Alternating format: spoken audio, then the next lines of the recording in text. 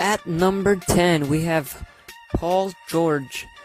He made $33 million this year with the Los Angeles Clippers, but George signed his contract with the Thunder in 2018. It was actually a 4-year, $137 million deal, and that was when he wanted to stay with the Thunder. He had unfinished business with Russell Westbrook, so he stayed, and then he got traded to the Clippers.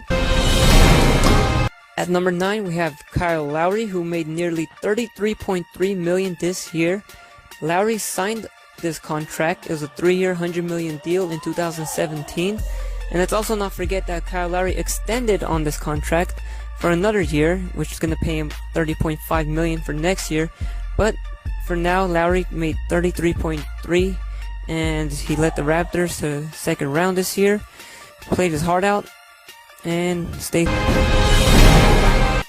At number 8, we have Blake Griffin. Yes, Blake Griffin. That's a surprise, right? At $34.4 million, Griffin signed this deal. It was a 5-year, $173 million deal with the Clippers in 2017. Then he got traded to the Pistons. When the Clippers signed him, they believed he would be their main superstar, and they wanted to build around him. It didn't work out. He gets traded to the Pistons.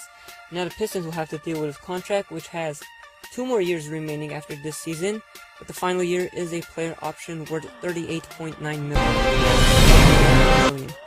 At number 7, we have Kevin Durant, who made nearly $37.2 million this season for the Nets, and he did not play a game, obviously because of his Achilles injury, but the Nets are betting on him for the future and hoping that he would return and play like he used to. The deal was a 4-year, $164 million deal that he signed last offseason. And let's see what Kevin Durant can do in the future. He has a player option in that final year, but next year he'll get paid $39 million. At number 6, we have LeBron James, who signed a 4-year, $154 million deal with the Lakers and made $37.4 million this season. He still has 2 more years remaining on his contract. The final year is a player option. LeBron James signed this deal, obviously coming from the Cleveland Cavaliers to the Los Angeles Lakers in 2018. Tied at number 4 is both John Wall and James Harden. Yes, you heard me correctly. John Wall, maybe some of you have forgotten about him, but he got paid nearly $38.2 million this season just to sit on the sidelines. In fact, John Wall hasn't played a game since December of 2018, but he got paid this contract. It was a 4-year, $170 million extension.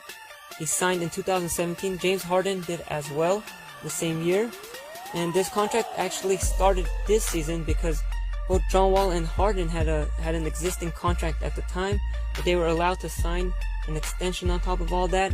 So this contract for both Wall and Harden will last for another 3 years, and they could get paid exactly the same amount up until the final year, which is a player option of $47.3 million. So hopefully for John Wall, he can come back and prove his value. For James Harden, we all know why he got paid this much. Tied at number 2, it's Chris Paul and Russell Westbrook. They each got paid $38.5 million this year, and they were the 2 guys that are traded for each other actually in the summer of 2019. Except actually the Thunder got 2 draft picks in this trade. But Westbrook actually signed an extension. It was a 5-year, $205 million extension. He signed it in 2017 to stay with the Thunder. Meanwhile, Chris Paul actually re-signed with the Rockets in 2018. It was a 4-year, $160 million deal. And let's not forget that Chris Paul did the Clippers a favor before he went to the Rockets. He actually opted into this player option, and he made...